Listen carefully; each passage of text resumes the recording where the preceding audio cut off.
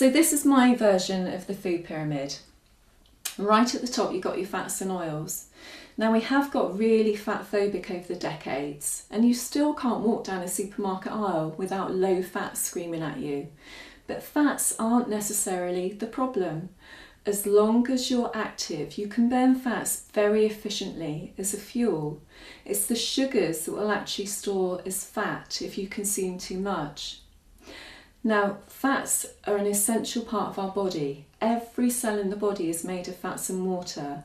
And you want nice flexible cell membranes for the nutrients to get in and the waste to get out. Now we probably do need to cut down a little bit on the saturated fats, and if you're having anything that contains saturated fats, so whether it's dairy produce or meats, it's always best to go for organic versions because it's in the fatty tissues where toxins are stored, and we really just need to limit our exposure to that.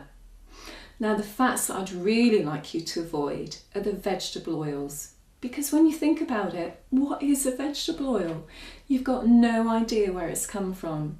So that just tells you that it's a really cheap oil that's probably been chemically extracted and heated during the processing. And when these plant oils are heated, they create something called trans fats. And trans fats actually block the receptor sites and stop your good fats from working properly. So they wreak a lot of damage in the body. And for that reason, I'd say you're better off having some organic butter over one of the spreads made from olive oil or sunflower oil, because they've still taken something that should be liquid at room temperature and turned it into a solid, and it's this processing that causes the trans fats. So I'd really like you to check the labels and avoid vegetable oil wherever possible. It tends to be in a lot of the things that hopefully you're going to be avoiding anyway, so things like biscuits and cakes and pastries. But it's also worth checking things like hummus, because quite often the supermarket owned brand will have vegetable oil in. So it's another good reason to go for the organic version, because then they have to state the source of the oil. So you're just upgrading it, and it will generally be something like an extra virgin olive oil, which is going to be so much better for you. Now when it comes to heating the oils, the one that's very, very stable at high temperatures is coconut oil. So that's the one I'd really recommend for cooking with.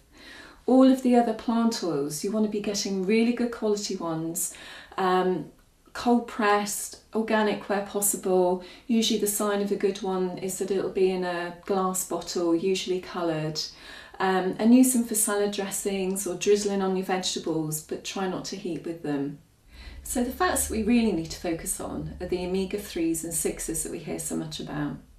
Now they're the essential fatty acids, so they're essential to our health, but our body can't make them. We have to get them from the diet.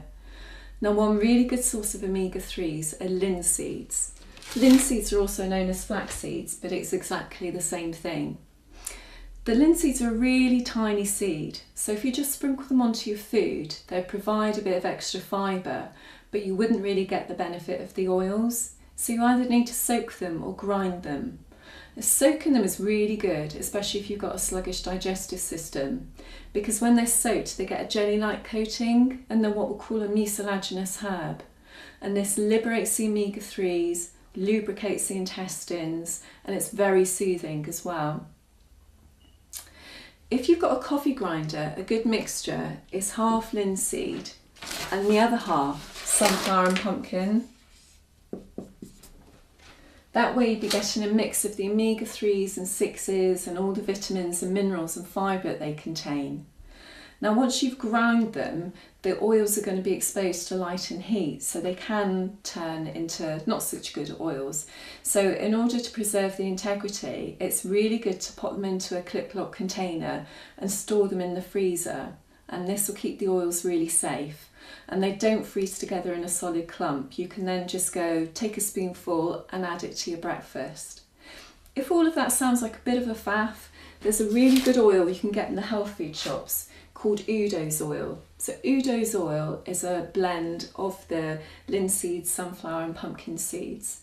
Now you don't want to heat these seeds, so you would use the oils for salad dressings or to drizzle onto your vegetables, or you could add a teaspoon to a smoothie.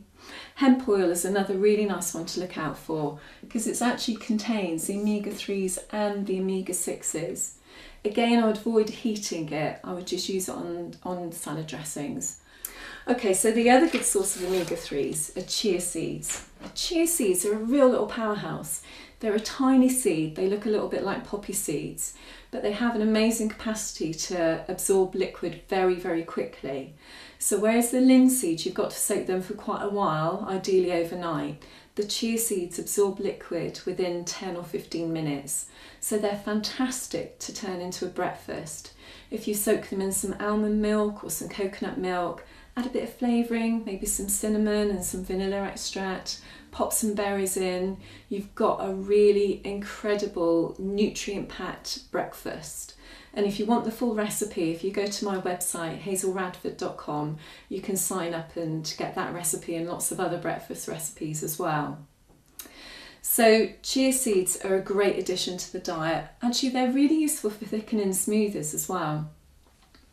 And then the other thing to look out for is oily fish. And you're looking at about 3 times a week, and just a different mix, you know, salmon, mackerel, herring, sardines, tuna, anchovies. If you like the bigger fish like tuna, try not to have it more than once a week. And that's because unfortunately our seas have got quite polluted, and mercury is a bit of an issue.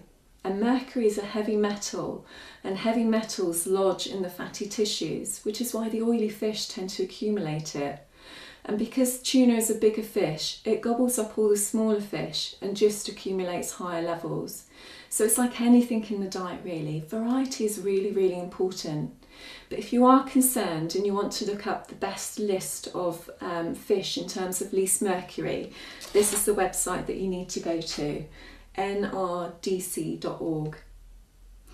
Now, I would say if anyone's got anything brain related going on, whether it's memory, anxiety, depression, I would really recommend taking a fish oil supplement.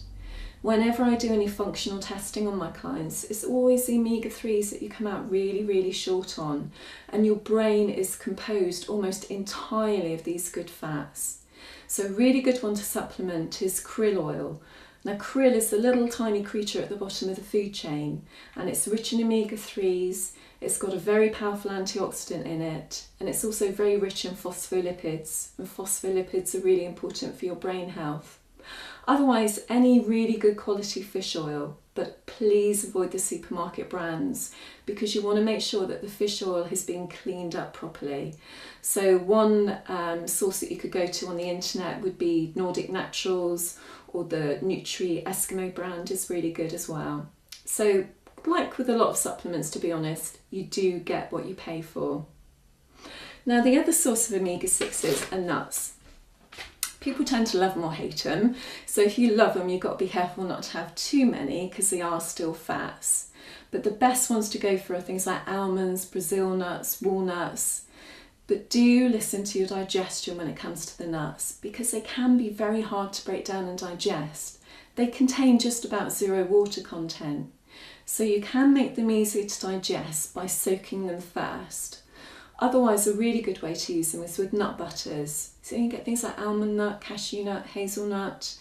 So the nut butters are really great to maybe use on some rye toast, because then you'll be getting some good fats and some protein, as well as instead of just saturated fats if you were using butter. Or I quite like to put it through at the end of a stir fry just to add some flavour, or you can pop it into a smoothie.